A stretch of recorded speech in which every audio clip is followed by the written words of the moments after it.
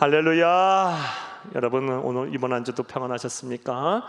자, 우리 옆에 분들 뒤에 분들 인사 나누고 하나님의 말씀을 나누겠습니다.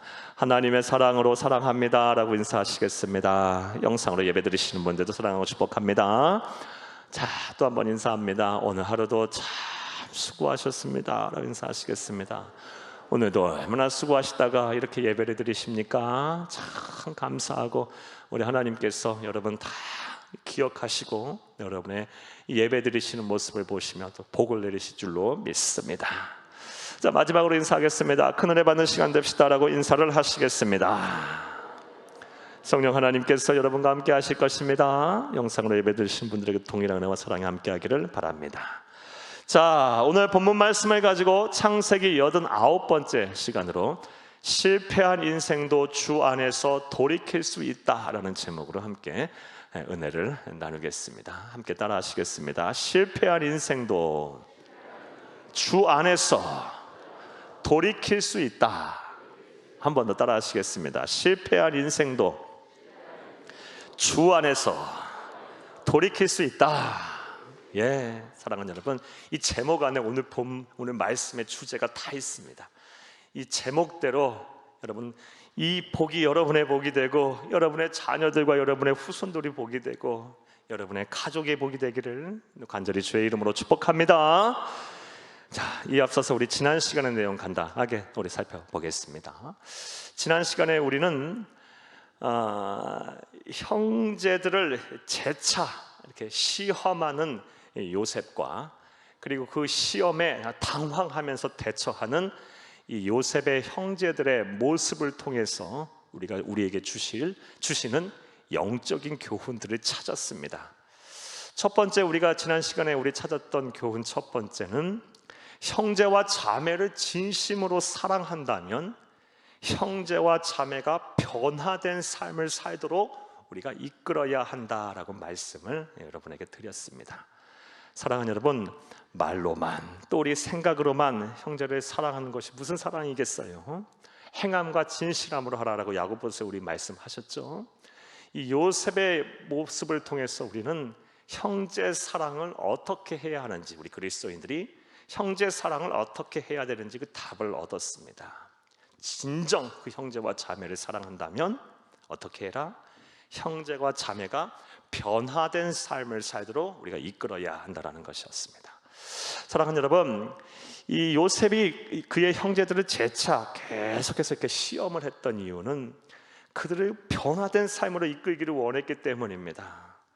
요셉의 형제들 한 명들은 전부 다 하나님께서 이 땅을 구원하시기로 작정하신 그 구속사를 이어가야 할 믿음의 조상들이고 신약으로 말하면 교회들입니다. 따라서 그들은 전부 거룩한 백성들, 하나님의 나라가 다 됐어야만 했어요. 그러려면 시험, 요셉이 계속하는 이 시험을 통해서, 반복하는 시험을 통해서 그들의 심령이 변화됐어야만 했습니다. 죄를 회개하고 변화된 삶을 살아야만 했어요. 그리하여 그런 의도로 이 요셉이 그의 형제들을 재차 시험한 것입니다. 우리는 이런 요셉의 모습을 통해 진정한 형제 사랑이 무엇인지를 배웠습니다. 두 번째, 우리가 지난 시간에 찾은 영적인 교훈은 죄를 회개하지 않는 한 하나님의 축복은 없다라는 것이었습니다. 사랑하는 여러분, 이 요셉이 앞서 말씀드린 대로 재차 계속 형제들을 시험한 이유는 무엇입니까? 그들이 지은 죄를 회개하기를 원했던 거예요. 그리할 때 비로소 하나님께서 주시는 복을 받아 누릴 수 있기 때문입니다. 사랑하는 여러분, 하나님은 절대적으로 거룩하신 분이시고 선하신 분이십니다. 그러하기에 죄와 하나님은 양립할 수가 없어요. 우리가 죄를 지은 상태로 하나님께 나아갈 수가 없어요. 따라서 죄를 졌으면 우리 심령으로 또 마음과 행동으로 우리 생각으로 죄를 졌으면 우리 구주 예수 그리스도의 십자가의 보혈을 붙잡고 십자가의 은혜를 생각하며 하나님 앞에 회개하여 참회하여 여러분의 심령이 변화되고 죄를 용서받는 그런 은혜가 있기를 간절히 주의 이름으로 축복합니다. 죄 회개 없이는 하나님의 축복은 없다라는 것이 지난 시간에 우리가 배운 교훈이었습니다. 세 번째 교훈은 하나님을 경외하고 예수를 믿는 사람, 또 가정은 세상 사람들과는 다르게 최소한의 도덕적인 양심과 그런 윤리적인 의식이 있다라는 것을 우리가 배웠습니다. 사랑하는 여러분, 물론 세상 사람들, 불신자들 가운데도 아주 본받고 아주 존경할 만한 그런 윤리의식과 도덕적인 그런 능력을, 의식을 가지신 분들이 참 많습니다. 그런데 예수 믿는 사람은 그래도 다릅니다. 하나님을 경외하는 사람은 그래도 달라요. 왜냐하면 하나님의 경외하고 예수를 믿는 그 사람의 심령, 영혼 속에는 누가 거하십니까? 거룩하시고 진리이신 성령님께서 계세요. 그래서 우리의 심령을 이렇게 주장하고 다스리세요. 우리의 인격을 지배하고 다스리세요. 사랑하는 여러분, 이 요셉의 형제들은 물론 지난 과거의 그의 삶들을 보게 되면 참 윤리도덕적으로 허물이 참 많은 사람들이었어요. 하지만 그들 또한 하나님을 경외하는 백성이었기에 그 당시 사람들과 비교해 볼 때 그들은 남다른 윤리의식과 최소한의 도덕적인 선을 가지고 있었어요. 그들은 거짓말을 하지 않았고 도둑질하지 않았어요. 사랑하는 여러분, 이런 모습을 볼 때 예수는 정말 믿어야 하는 거예요. 이 패역하고 음란하고 죄가 많은 세상에 정말 이 세상을 변화시키고, 그리고 세상에서 하나님의 자녀로서 많은 사람들의 복의 통로가 되는 이 빛과 소금의 역할을 하려면 하나님을 경외해야 돼요. 예수를 믿어서 그 심령에 성령 하나님이 거하셔야 합니다. 사랑하는 여러분, 앞으로 세상에 더 그런 세상이 될 거예요. 말세가 되면 될수록 세상은 더 악해질 것이고, 그 악해진 세상 속에서 정말 이 세상이 필요하고 하나님이 찾으시는 사람은 성결한 사람이 될 거예요. 성결한 가족을 하나님은 찾으실 거예요. 여러분의 자녀들, 여러분의 후손들 어려서부터 신앙교육을 잘 시키시기를 부탁합니다. 그리고 평생 동안 하나님을 잘 경외하는 그런 집안, 그런 가문이 되기를 간절히 주의 이름으로 축복합니다.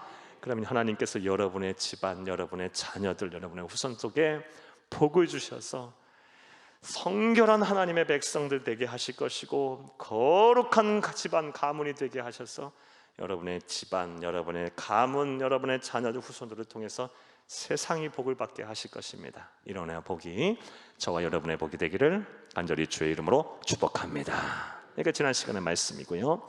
이제 오늘의 강해를 하겠습니다. 오늘은 지난 시간에 그대로 이어서 전개되는 말씀입니다.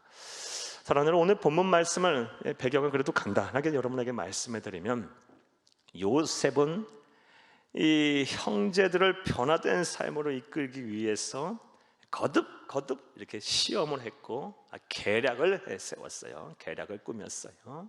그 계략에 빠져서 이 요셉의 형들이 큰 위기에 빠지게 됐어요. 막내 아우인 베냐민을 잃을 위기에 빠지게 됐습니다. 그런 상황 속에서 누가 나서냐? 이 11명의 형제들 가운데 넷째 아들인 유다가 나서요. 유다가 용감하게, 담대하게 요셉에게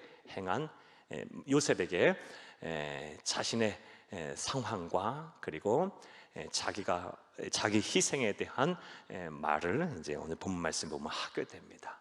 어찌 보면 오늘 본문 말씀 18절부터 34절까지의 말씀은 이 야곱의 넷째 아들인 유다가 행한 연설로서 어찌 보면 이 구약 성경 전체를 통틀어서 가장 복음적인 연설이 아닐까라는 생각을 합니다.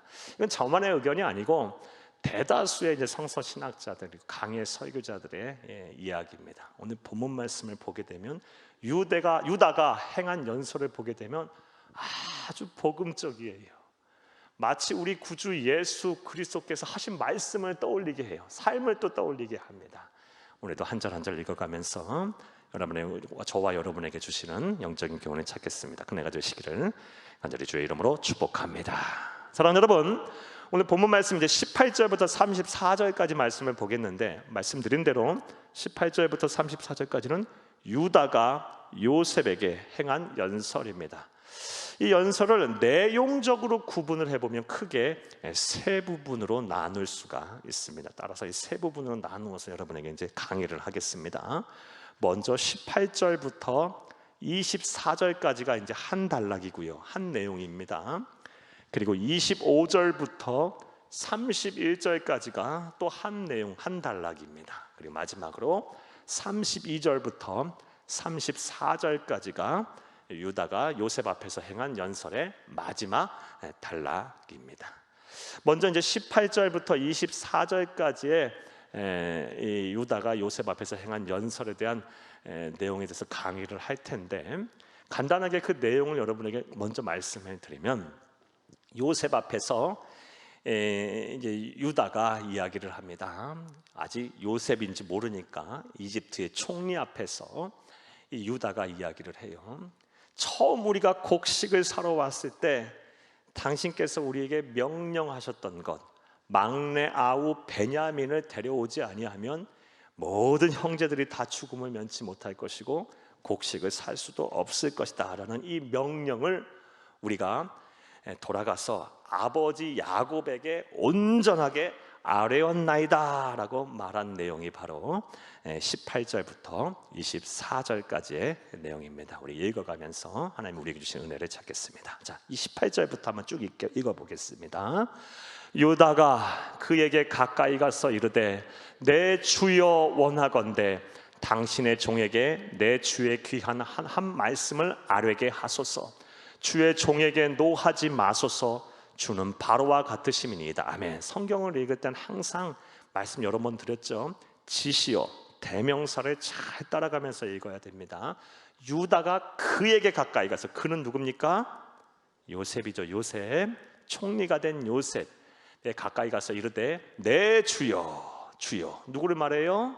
요셉이시여, 총리시여, 원하건대 당신의 종에게 내 주의 귀한 한 말씀을 아뢰게 하소서. 주의 종에게 노하지 마소서. 주의 종은 누구를 말합니까? 자기 자신을 말하죠. 유다, 자기 자신을 말해요. 노하지 마소서. 주는, 여기서 주는 누구를 말합니까? 요셉은, 총리는 바로는 파라오를 말합니다. 파라오, 이집트의 왕의 이름이 파라오죠. 파라오와 같으심이니이다. 자, 19절 읽겠습니다. 이전에 내 주께서 종들에게 물으시되 너희는 아버지가 있느냐 아우가 있느냐 하시기에, 첫 번째 곡식을 사러 왔을 때 요셉은 단번에 형제들을 알아봤어요.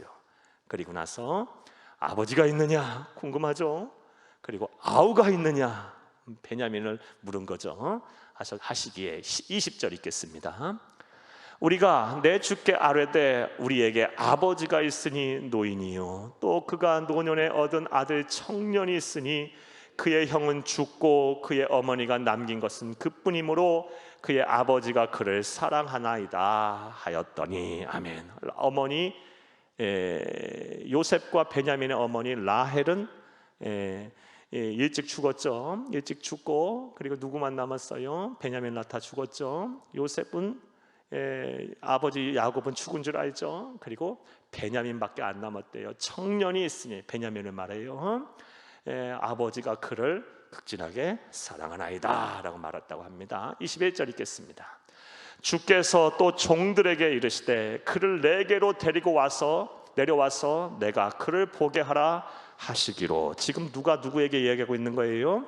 넷째 아들 유다가 총리가 된 요셉에게 지금 말하고 있는 거예요. 22절, 우리가 내 주께 말씀하시기를 그 아이는 그의 아버지를 떠나지 못할지니 떠나면 그의 아버지가 죽겠나이다. 23절, 주께서 또 주의 종들에게 말씀하시되 너희 막내 아우가 너희와 함께 내려오지 아니하면 너희가 다시 내 얼굴을 보지 못하리라 하시기로. 첫 번째 곡식 사러 왔을 때 그런 얘기했죠.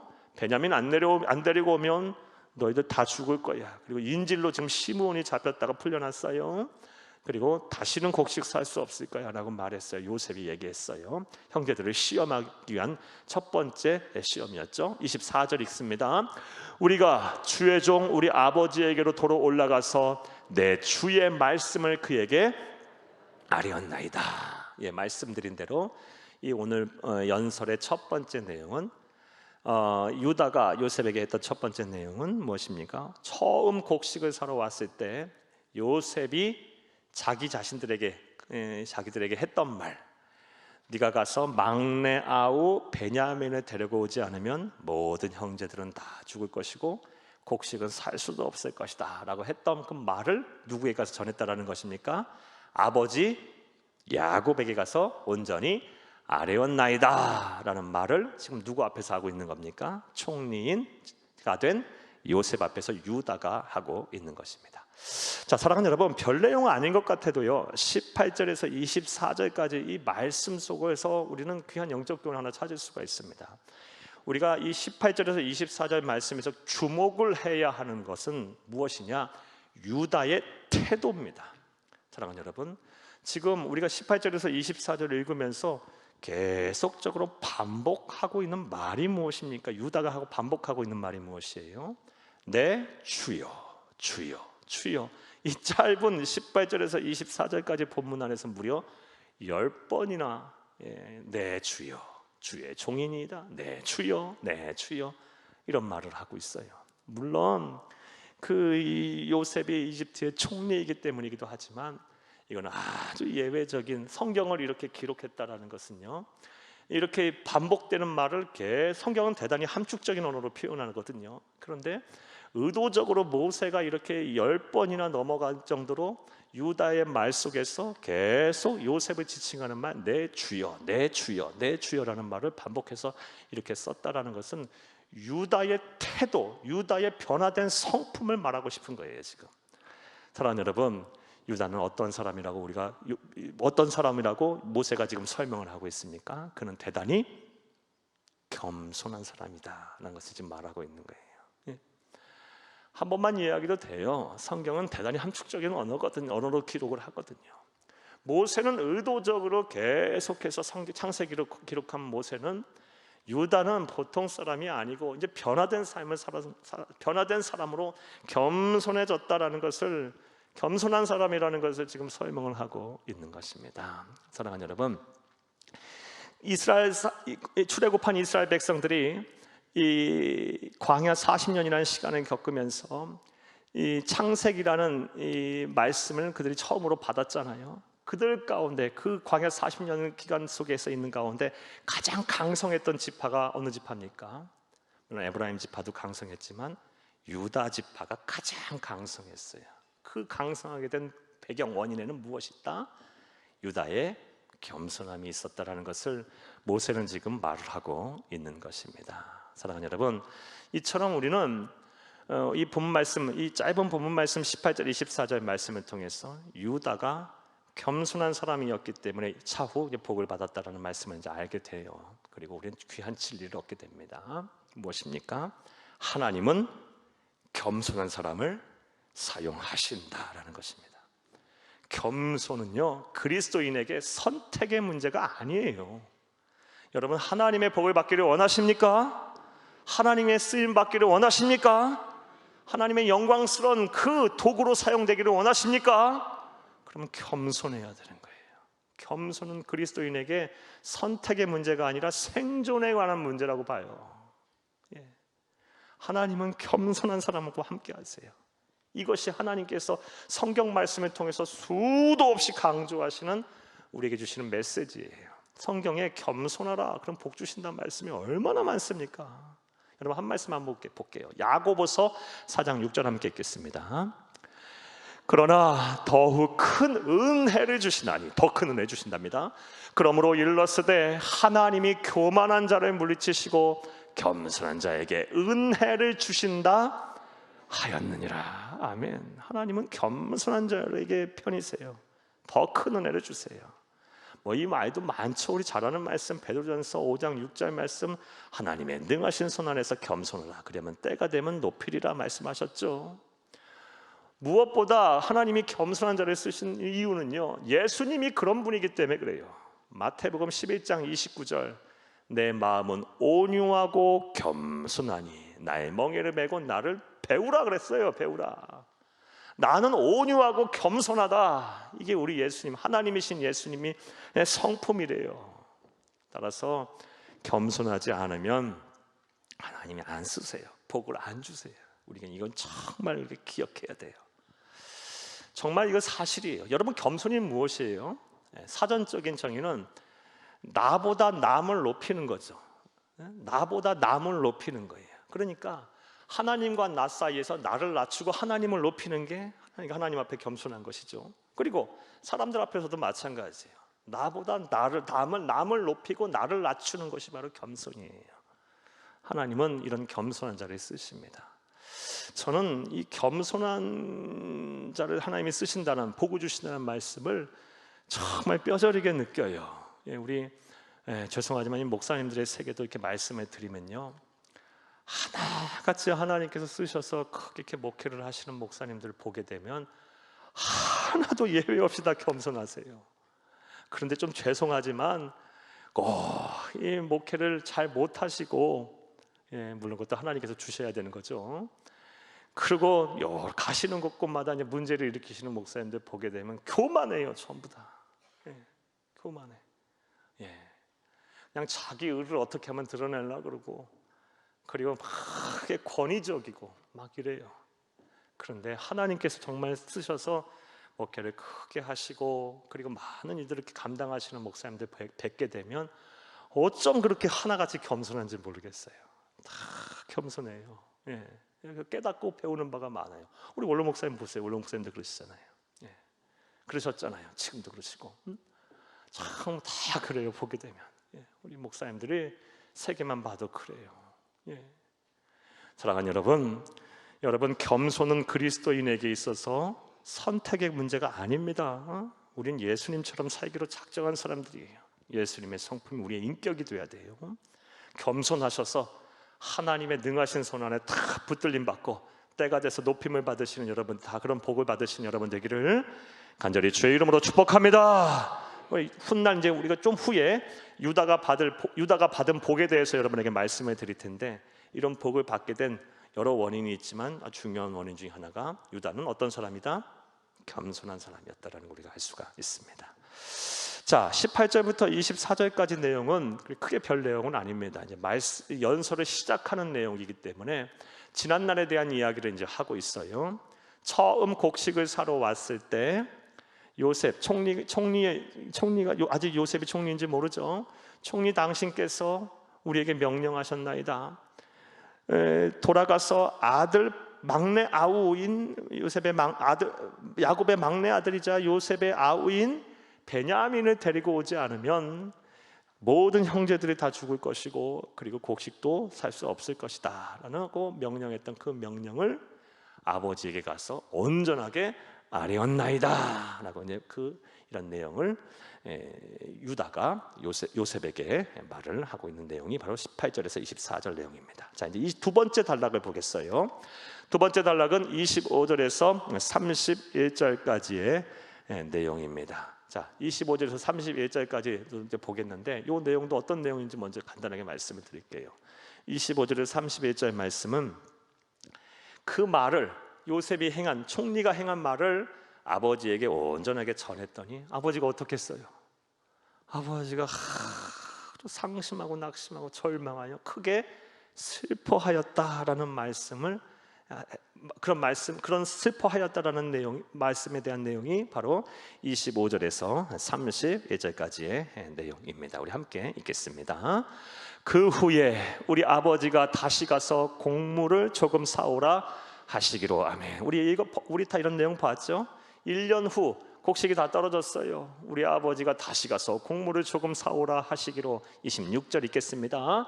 우리가 이르되 우리가 내려갈 수 없나이다. 우리 막내 아우가 함께 가면 내려가렵거니와 막내 아우가 우리와 함께 가지 아니하면 그 사람의 얼굴을 볼 수 없음이니이다. 지금 누가 누구에게 말하고 있는 거예요? 항상 우리는 상황을 잘 알고 봐야 될 말씀을 유다가 요셉에게, 총리가 된 요셉에게 연설을 하고 있는 거예요. 지금 상황이 어떤 상황이에요? 베냐민을 잃을 위기에 빠졌어요. 형제들이 도둑놈으로 몰려서 지금 다 죽게 생겼어요. 27절 읽겠습니다. 주의 종 우리 아버지가 우리에게 이르되 너희도 알거니와 내 아내가 내게 두 아들을 낳았으나 28절 하나는 내게서 나갔으므로 내가 말하기를 틀림없이 찢겨 죽었다 하고 내가 지금까지 그를 보지 못하거늘. 그러니까 아버지의 얘기죠. 아버지 야곱의 얘기예요. 이런 얘기를 했다고 요셉에게 설명하고 있습니다. 29절 너희가 이 아이도 내게서 데려가려니 만일 재해가 그 몸에 미치면 나의 흰머리를 슬퍼하며 스올로 내려가게 하리라 하니. 아멘. 사랑하는 여러분, 이 흰머리를 슬퍼하며 스올로 내려간다, 이 말은요, 구약 시대의 인물들이 아주 극도의 슬픔을 표현할 때 나타나는 아주 상투적인 표현이에요. 아주 극한의 그냥 고통, 슬픔을 표현할 때 내 흰머리를 내가 슬퍼하며 나는 스올로 내려간다, 이렇게 당시 사람들이 썼다고 합니다. 그러니까 야곱이 슬픈 거예요. 베냐민까지 잃어버리게 되면 나는 살 수가 없다. 나는 살 수가 없다, 이 얘기를 지금 하고 있는 겁니다. 30절 아버지의 생명과 아이의 생명이 서로 하나로 묶여 있거늘 이제 내가 주의 종 우리 아버지에게 돌아갈 때에 아이가 우리와 함께 가지 아니하면. 사랑하는 여러분, 30절 말씀 참 중요한 말씀이에요. 조금 이따 더 설명하겠지만 유다가요 아버지의 마음을 지금 헤아리고 있어요. 베냐민과 아버지 야곱의 생명이 하나로 묶여 있거늘, 아버지의 마음을 헤아리고 있어 유다는요. 다른 형제들은 어떤지 모르겠어요. 네, 아마 이런 얘기 안 하고 있지만 유다는 지금 하고 있어요. 31절 읽겠습니다. 아버지가 아이 없음을 보고 죽으리니 이같이 되면 종들이 주의 종 우리 아버지가 흰머리로 슬퍼하며 스올로 내려가게 함이니이다. 아멘. 다른 형제들과는 달리, 물론 다른 형제도 그런 마음을 가지고 있을지 모르겠지만 표현을 안 하고 있죠. 근데 유다는 당당하게 요셉 앞에서 표현을 하고 있어요. 아버지의 마음을 자기가 헤아리고 있어요. 아버지의 마음 무엇입니까? 30절 31절 우리가 읽었다시피 아버지 야곱의 생명과 베냐민의 생명이 하나로 묶여 있기에 만약 베냐민마저 잃어버리게 되면 우리 아버지 죽습니다. 안 됩니다. 안 됩니다. 총리요, 안 됩니다. 지금 이 얘기를 지금 하고 있는 거예요. 사랑하는 여러분, 이처럼 다른 사람들과는 달리 유다는 다른 형제들과는 달리 아버지의 마음을 헤아리고 있어요. 이런 유다의 모습을 보면서 우리는 참 부모를 향한 참된 효도가 무엇일까, 효라는 것이 무엇일까를 다시 한번 또 생각을 해보게 됩니다. 이 효라는 것을 이해하기 때 참 많은 정의와 많은 말들을 우리가 할 수가 있어요. 성경에서 말하는 효는 특히 뭘까요? 부모의 마음을 헤아리는 것. 물론 맹자도 공자도 이런 얘기는 했어요. 효경에 보고 논어에도 보게 되면 이런 말도 있어요. 근데 성경적인 효도, 부모의 마음을 헤아리는 것부터가 시작이에요. 이것은 에베소서 6장 1절 말씀을 통해서 우리가 알 수 있습니다. 함께 읽겠습니다. 자녀들아 주 안에서 너희 부모에게 순종하라, 이것이 옳으니라. 이거 처음 들은 말씀 아니죠? 근데 이 순종하라라는 헬라어 원어가 뭐냐면 휘파쿠오라는 단어예요. 휘파쿠오. 이 휘파쿠오의 정확한 뜻은 일치하다라는 뜻이에요. 일치하다. 그러니까 자녀들아 주 안에서 너희 부모에게 순종하라는 말은 부모의 마음과 너의 마음, 부모의 생각, 너의 생각을 일치시켜라 라는 거예요. 그게 효도라는 거예요. 주 안에서 부모의 생각이 너의 생각이 되고 주 안에서 부모의 마음이 너의 마음이 되라. 일치시키려면 어떻게 해야 되겠어요? 부모의 마음을 알아야죠. 잘 헤아릴 수가 있어야죠. 사랑하는 여러분, 이게 하나님께서 우리에게 말씀하시는 효도고 유다가 우리에게 보여주는 효도임을 믿으시기를 간절히 주의 이름으로 축복합니다. 우리 자녀 세대들은요, 부모에게 효도하려면 먼저 부모의 마음이 뭔지 잘 분별하세요. 잘 헤아리세요. 그리고 주 안에서 신앙의 양심에 벗어나지 않는 한, 하나님의 말씀에 위배되지 않는 한 그 부모의 마음 잘 헤아린 그 마음들을 여러분의 마음으로 받으셔서 부모의 생각과 여러분의 생각을 일치시키시기를 간절히 주의 이름으로 축복합니다. 그게 효도예요. 성경은 효도하지 않으면 하나님께서 저주하고 막 죽이겠다는 말씀이 참 많아요. 부모님의 말씀이 주 안에서 이렇게 하시면 그 하나님의 말씀인 것처럼 생각해서 뜻과 생각에 일치시키세요. 주 안에서 하신다면 그것이 여러분이 잘 되고 이 땅에서 장수하는 복임을 믿으시기를 간절히 주의 이름으로 축복합니다. 축복합니다. 25절에서 31절까지의 말씀을 통해서 우리가 유다가 다른 형제들과는 다르게, 물론 다른 형제도 그럴 수 있었을지도 몰라요. 하지만 표현을 안 하니까 모르죠. 표현을 한 유다는 다른 거죠. 이 다른 형제들과는 다른 거예요. 유다가 아버지 야곱의 마음을 잘 헤아리고 있는 효자임을 알 수가 있습니다. 이러니 복을 왜 안 주시겠어요? 유다가 나중에 복 얘기하겠지만 다른 12지파 12명의 형제들, 오늘날 무슨 12명의 형제들, 11명의 형제들 뭐가 남아있어요? 오늘날 이스라엘 땅에 살고 있는데 팔레스타인 반도에 살고 있는 사람들은 누구예요? 주이시, 유대인, 유다 조상들밖에 안 남았어요. 다 사라지고요. 하나님께서는 복을 주시는 이 사람들은 뭔가 달라요. 우리 또한 이렇게 살아야 할 줄로 믿습니다. 자, 이제 가장 중요한 내용 32절에서 34절 말씀 우리가 보아야 할 거예요. 이 32절과 34절 말씀이 오늘 유다가 요셉 앞에서 행한 연설의 핵심입니다. 우리 32절, 34절 보겠는데 32절, 34절 먼저 내용부터 여러분이 간단히 말씀드리면 유다가 이런 얘기를 해요. 자기를 희생해서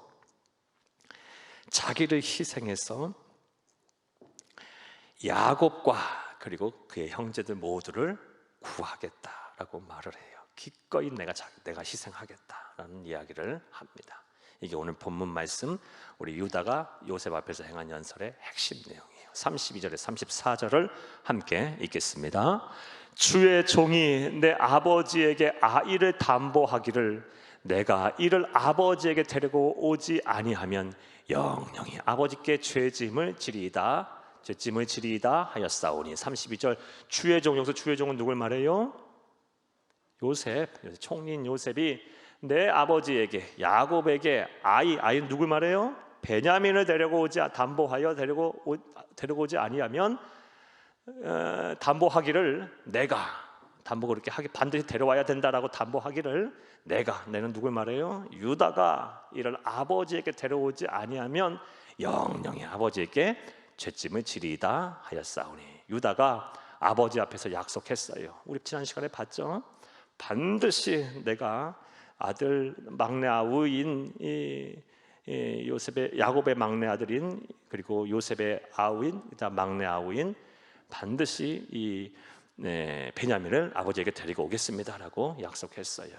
약속했기에 데려가지 아니하면 영영이 아버지께 죄짐을 지리이다 하였사오니. 33절 이제 주의 종으로 그 아이를 대신하여 머물러 있어 내 주의 종이 되게 하시고 그 아이는 그의 형제들과 함께 올려 보내소서. 아멘. 이제 주의 종으로 유다가 얘기해 자기 자신을 말해서 그 아이 베냐민을 대신하여 머물러 있어 내 주의 종이 되게 하고 내 주는 요셉의 종이 되게 하고 그 아이 베냐민은 그의 형제들과 함께 올려 보내소서.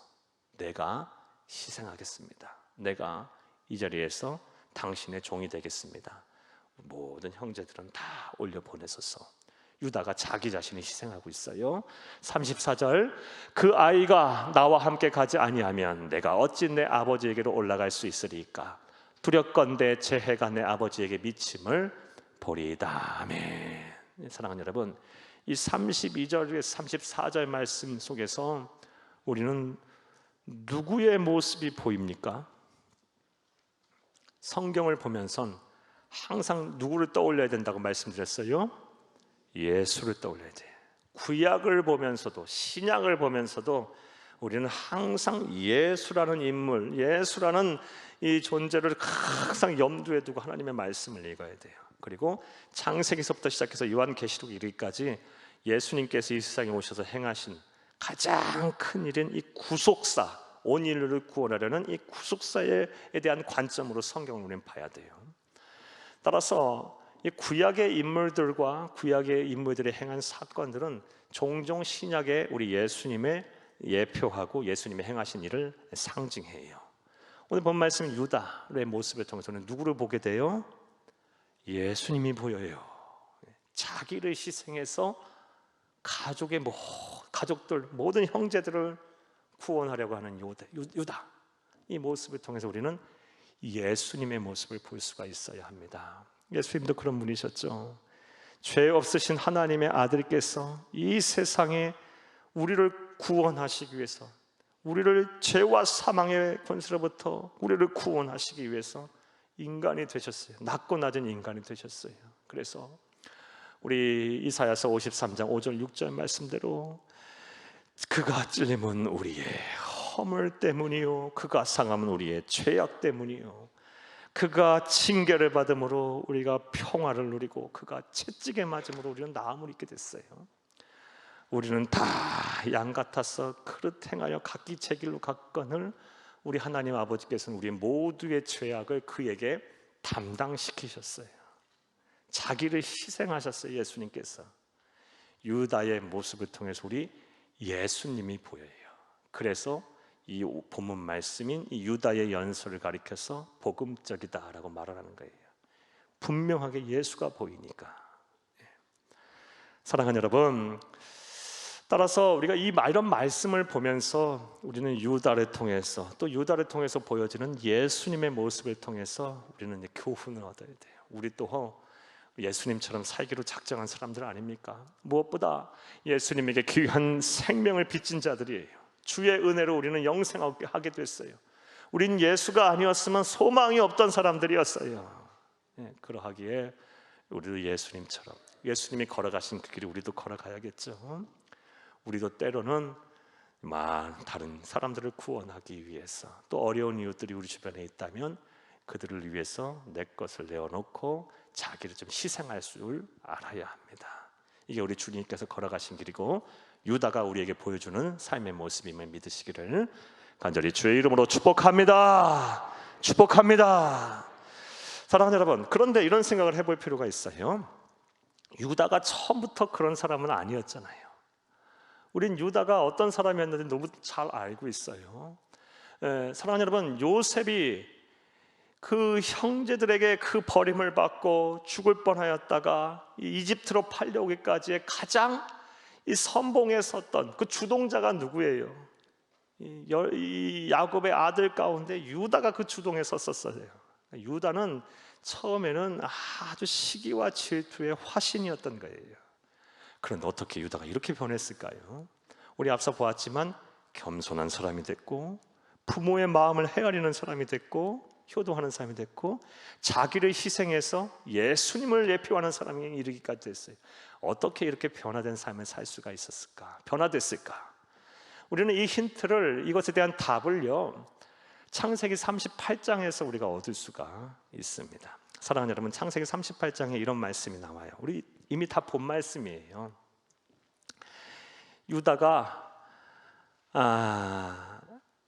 아버지가 37장에, 창세기 37장에서 아버지 야곱이 요셉이 죽은 줄 알고 막 옷을 찢고 죄를 뒤집어 쓰고 내 아들아 내 아들하고 막 이렇게 하니까 이 요셉의 야곱의 이 아들들이 얼마나 죄책감에 빠졌겠어요. 특별히 그것에 주동에 섰던 이 유다가 얼마나 이 마음이 힘들고 어려웠겠어요. 그 아버지를 볼 때마다. 그래서 창세기 38장에 이르게 되면 유다가 우리 보았듯이 아버지와 형제를 집을 떠나버려요. 방랑하게 돼요. 그리고 이렇게 유다가 이 방랑하는 삶을 통해서 유다가 이제 두 가지 큰 사건을 경험함으로 인해서 그가 이제 완전히 변화된 삶을 살게 됩니다. 이미 본 내용이지만 간단하게 또 여러분에게 말씀을 한번 드려볼게요. 유다는 질투와 미움 그리고 시기의 화신이었는데, 겸손과는 거리가 멀고 부모의 마음에 막 대못을 박는 사람이었는데, 하나님을 경외하지 않는 사람인지 경외하는 사람인가 과연 의심이 될 정도로 그런 불신앙의 길을 걸었던 사람인데, 어떻게 이런 변화된 삶을 살 수 있었냐? 두 가지 큰 사건이 창세기 38장에 나와요. 먼저는 두 아들을 잃어버려요. 두 아들이 죽어요. 그 일로 인해서 아버지 야곱의 마음을 이제 헤아리게 됩니다. 아버지 야곱이 아들을 잃었잖아요. 그 마음을 이제 헤아리게 돼요. 내용인즉슨 창세기 38장 보게 되면 이 유다가 마음이 너무 힘들어 죄책감에 빠져서 말씀드린 대로 형제들 그리고 아버지 집을 떠납니다. 타락한 거죠. 방황하다가 이방 여인과 결혼을 해요. 이방 여인과 결혼해서 아들을 셋을 낳습니다. 첫째 아들이 엘이고, 둘째 아들이 오난이고, 셋째 아들이 셀라입니다. 그런데 첫째, 둘째 아들인 엘과 오난이 악을 행했어요. 부모는 신앙인이었지만 세상을 향하여 나가게 되면 자녀들과 후손들은 엉망이 되는 거예요. 예전에 다 말씀드렸죠. 그러니까 부모는 끝까지 신앙의 자리, 가정의 자리, 교회의 자리, 사명의 자리 잘 지켜야 되는 거예요. 우리 자녀들과 후손들을 생각해서라도. 엉망되는 것 순간이에요. 그러니까 엘과 오난이 악을 행해서 하나님이 치세요. 죽어요. 두 아들을 잃고 나니까 아버지 야곱이 이제 마음이 이해가 되는 거예요. 아버지 야곱이 얼마나 힘들었겠는가. 이 짐승에게 찢겨 죽었다고 생각되는 그 피 묻은 색동옷을 보면서 아버지 야곱이 얼마나 울었어요. 그 마음을 이제 헤아리게 되는 거예요. 야곱이 그 사건을 통해서 이제 좀 변화된 삶을 살게 됩니다. 어찌 보면 두 아들을 잃어버렸다는 것은 그 유다에게서 큰 슬픔이었겠죠. 고난이에요. 고난. 이해할 수 없는 고난이에요. 저와 여러분, 우리에게도 이러한 고난이 찾아오죠. 종종. 따라서 우리도 이러한 고난이 찾아올 때, 사랑하는 여러분, 우린 유다처럼 이런 고난과 이런 우리의 인생에서의 슬픔을 우리의 신앙의 성숙과 우리 인격을 변화시키는데 우리가 꼭 그런 계기로 삼아야 합니다. 사랑하는 여러분, 하나님께서 우리에게 고난을 주시는 이유는 다 있어요. 이 고난을 통해서 더 하나님과의 관계가 깊어지시기를 간절히 주의 이름으로 축복합니다. 그리고 더 여러분의 신앙이 더 깊어지고 그 전에 보지 못했던 것들을 보는, 그 전에 누리지 못했던 은혜를 누리는 그런 은혜와 이런 역사가 여러분 가운데 나타나기를 또한 간절히 주의 이름으로 축복합니다. 이 유다는 두 아들을 잃어버리면서 부모의 마음을 헤아리는 사람이 됐어요. 두 번째 사건, 창세기 38장에 나오는 두 번째 사건은 우리가 보아서 알다시피 첫째 아들인 엘의 아내인 다말, 며느리죠, 며느리. 그러니까 다말과 통간을 해요. 통간. 그래서 쌍둥이를 낳습니다. 쌍둥이를 낳아요. 이게 얼마나 참담한 죄입니까? 쌍둥이 둘을 낳아요. 베레스와 세라를 아는 이 두 아들을 낳아요. 쌍둥이를. 그 사건으로 인해서 이제 유다가 또 하나의 전환기를 걷게 돼요. 그 사건이 전환점이 됩니다. 사랑하는 여러분, 내용을 또 여러분의 말씀을 드리면, 이 첫째 아들이 죽고 또 둘째 아들이 죽고 하니까 이 다말, 첫째 며느리인 다말이 이제 살 길이 없는 거예요. 그러니까 어떻게 합니까? 또 시아버지 유다는 살 길을 마련해 주지 않아요. 그러니까 어떻게 해요? 창녀로 위장을 해서 시아버지 유다를 꼬시죠. 유혹해요. 그래서 함께 동침해서 쌍둥이를 낳아요. 나중에 이 유다가 그 소식을 듣고 막 화가 나죠. 불륜을 저지른 줄 알고요. 부정한 짓을 한 줄 알고 봤더니 자신과 그런 동침한 여인이 바로 며느리라는 것을 알게 돼요. 얼마나 참담했겠어요. 그 또한 하나님의 백성인데. 그래서 큰 유다가 회개를 합니다. 참회를 해요. 그때 하나님께서 유다에게 복을 주셔서 제2, 제3의 기회를 주세요. 용서하세요. 참회하니까 용서하세요. 그런 과정을 통해서 유다가 이제 거듭나는 거예요. 하나님의 백성으로, 겸손한 사람으로 거듭나고 자기를 희생할 줄 아는 사람으로 이제 거듭나기 시작하는 겁니다.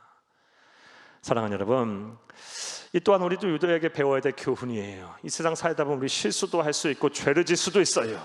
그러고 할 때 하나님 앞에 철저하게 회개하세요. 그러면 하나님께서 용서하시고 여러분에게 제2, 제3의 기회를 반드시 주실 것입니다. 하나님은 사랑이십니다. 할렐루야. 자, 이러한 유다의 스토리를 보면서 우리는 분명한 귀한 진리 하나를 얻게 돼요. 오늘 본문 말씀의 제목입니다. 설교의 제목, 실패한 인생도 주 안에서 돌이킬 수 있다. 이런 명제가 성립이 돼요. 진리가. 사랑하는 여러분, 유다는 실패한 인생이었어요. 죄책감에 사로잡혀서 아버지의 집을 떠났던 사람이에요. 방탕했어요. 두 아들이 죄 가운데 거하다가 죽어버렸어요. 며느리와 통간을 했어요. 쌍둥이까지 낳았어요. 이게 뭡니까, 집안꼴이. 그런데 그가 어떻게 변했어요? 겸손한 사람으로 부모의 마음을 헤아리는 사람이 됐고, 자기를 희생해서 예수 그리스도를 예표하는 사람으로 성경은 그려지고 있어요. 실패한 인생도 주 안에서 돌이킬 수가 있습니다. 이것이 여러분의 은혜가 되고, 여러분의 자녀들과 여러분의 후손들의 은혜가 되며, 여러분의 가족의 은혜가 되기를 간절히 주의 이름으로 축복합니다. 축복합니다. 고린도후서 5장 17절 말씀, 그런즉 누구든지 그리스도 안에 있으면 새로운 피조물이라. 이전 것은 지나갔으니 보라 새 것이 되었도다. 할렐루야. 자, 사랑하는 여러분, 저는 지금까지 이제 18절부터 34절까지 유다가 요셉 앞에서 행한 연설을 통해서 우리가 배울 수 있는 영적인 교훈에 대해 찾고 강의를 했어요. 자, 그러면 이제 유다가 이렇게 자기를 희생하면서까지 가족을 구원하며는 모습을 보여줬는데, 하나님께서 가만히 안 계시겠죠. 이런 유다에게 어떠한 복을 주셨을까? 이제 훗날에 대한 이야기입니다. 사랑하는 여러분, 먼저 창세기 49장 8절에서 10절을 함께 읽겠습니다. 유다야, 너는 내 형제의 찬송이 될지라.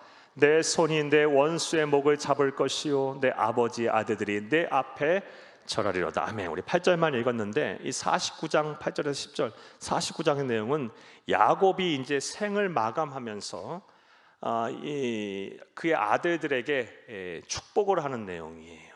하나하나 축복을 하고 생을 마감하면서 유언하고 축복하고 하는 말씀이에요. 근데 유다에게는 어떠한 축복을 하고 있어요? 내 형제의 찬송이 될지라. 네 손이 내 원수의 목을 잡을 것이요 네 아버지 아들들이 내 앞에 절하리로다. 9절 읽습니다. 유다는 사자 새끼로다. 내 아들아, 너는 움킨 것을 찢고 올라갔도다. 그가 엎드리고 웅크림이 수사자 같고 암사자 같으니 누가 그를 범할 수 있으랴. 사자, 용맹의 상징, 그리고 모든 짐승의 왕, 아주 강한 사람이 되겠다라는 말씀을 하고 계시죠. 축복하죠. 10절 읽겠습니다. 규가 유다를 떠나지 아니하며, 규가 뭐예요? 왕들이 갖고 있는 이 규 있죠. 통치의 상징. 그러니까 유다의 왕권을 지금 하나님께서 보장하시겠다는 말씀이에요. 지금 성령의 감동을 받은 야곱이 죽음의 순간을 앞두고 유다에게 복을 주는 장면이니까요. 통치자의 지팡이가 그 발 사이에서 떠나지 아니하기를 실로가 오시기까지 이르리니 그에게 모든 백성이 복종하리로다. 아멘. 예수 그리스도까지 예언을 하고 있어요.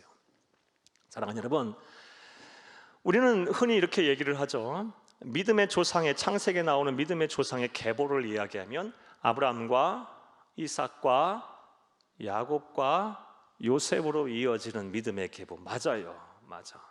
그리고 훗날 이제 출애굽 이후 가나안 정복 전쟁을 마치고 12지파가 이제 12명의 아들들이 땅을 분배받는데, 레위 지파는 땅을 분배받지 못하죠. 않죠. 하나님의 하나님 성막에서 하나님께 제사를 관장해야 될 그런 책임이 있었기에 레위 지파는 특별하게 땅을 분배받지 아니하고 나머지 11명의 아들들에게 땅을 분배하는데, 특별히 요셉에게는요 두 아들 에브라임과 므낫세 두 아들을 포함시켜서 요셉에게는 2배의 복을 주어요. 그래서 12지파가 12명의 아들이, 요셉은 에브라임과 므낫세 두 아들의 이름을 넣어서 2배의 복을 받아요. 자, 그렇게 해서 땅을 12지파가 분배를 받습니다. 자, 그런데 정말로 그런 물질적인 복은 요셉이 받았을지 모르겠지만 영적인 복, 그리고 훗날 오늘날에 이르기까지 우리의 상황을 보게 되면 하나님께서는 누구에게 복을 주신 거예요?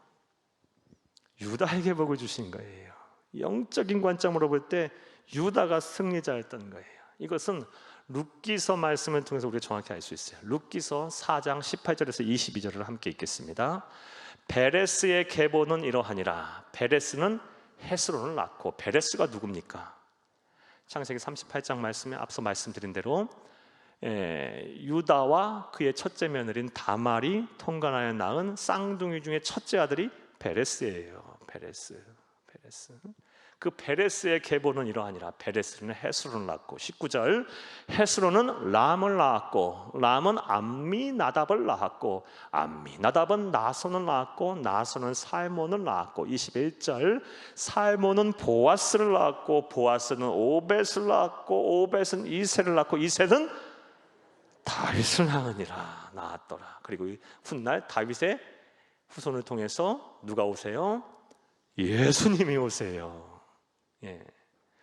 사랑하는 여러분, 자기를 희생하면서 어려운 형제, 위기에 처한 형제를 구하기 노력했더니 겸손하며 부모의 마음을 헤아리면서 자기를 희생하면서 그렇게 형제를 구원하려고 노력했더니 하나님께서 복을 주신 거예요. 긍휼히 여기는 자는 긍휼히 여김을 받는다고 말씀하셨잖아요. 우리 마태복음 5장 7절에 우리 예수님께서 산상수훈의 말씀으로 이 복을 주신 거예요. 사랑하는 여러분, 하나님은 어제나 오늘나 영원토록 동일하신 분이십니다. 유다의 하나님이 우리의 하나님이 되고 야곱의 하나님이 우리의 하나님이 되십니다. 오늘 주신 말씀을 잘 들으세요. 우리 마음에 새기시고 이 말씀대로 살려고 노력하시고 자녀들과 후손들에게 잘 가르치세요. 자기를 희생하면서까지 형제를 긍휼히 여기고 구원하려고 했더니 하나님께서 그 복을 유다에게 주셔서 대대손손 복을 받는 그런 신앙의 명문 가정이 되게 하셨고, 훗날 예수 그리스도의 조상이 되게 하셨어요. 그 계보를 통해서 온 인류를 구원할 구세주가 이 땅에 오셨습니다. 할렐루야! 이런 복이 저와 여러분의 복이 되기를 간절히 주의 이름으로 축복합니다. 이제 말씀 맺겠습니다. 사랑하는 여러분, 오늘 우리는 이 실패한 인생을 살았지만 주 안에서 아주 성공적인 인생으로 이런 변화된 삶을 살게 된 유다의 모습을 통해서 영적인 교훈을 얻었어요. 우리가 때로 살다 보면 실수도 하고 죄도 짓고 또 하나님 마음을 아프게 하는 그런 불신앙의 길을 걸을 수도 있어요. 그럴 때 또 우리에게 이해할 수 없는 고난도 막 찾아올 때도 있어요. 그러할 때 어떻게 하면 돼요? 고난 속에서 하나님의 뜻을 찾고 더 하나님과 관계가 깊어지고, 고난을 통해서 우리의 인격이 더 성장하고 신앙이 더 성숙해지고, 그리고 죄를 졌으면 철저하게 회개하여 하나님의 사람으로 거듭나게 되면 하나님께서 실패한 인생도 돌이키셔서 아주 하나님께서 쓰시는 귀한 그런 믿음의 자녀, 복된 자녀가 되게 하십니다. 이러한 복이 저와 여러분의 복이 되고 우리 자녀들과 후손들의 복이 되며 우리 모든 형제자매들의 복이 되기를 간절히 주의 이름으로 축복합니다. 축복합니다. 자, 우리 들으신 말씀 생각하시면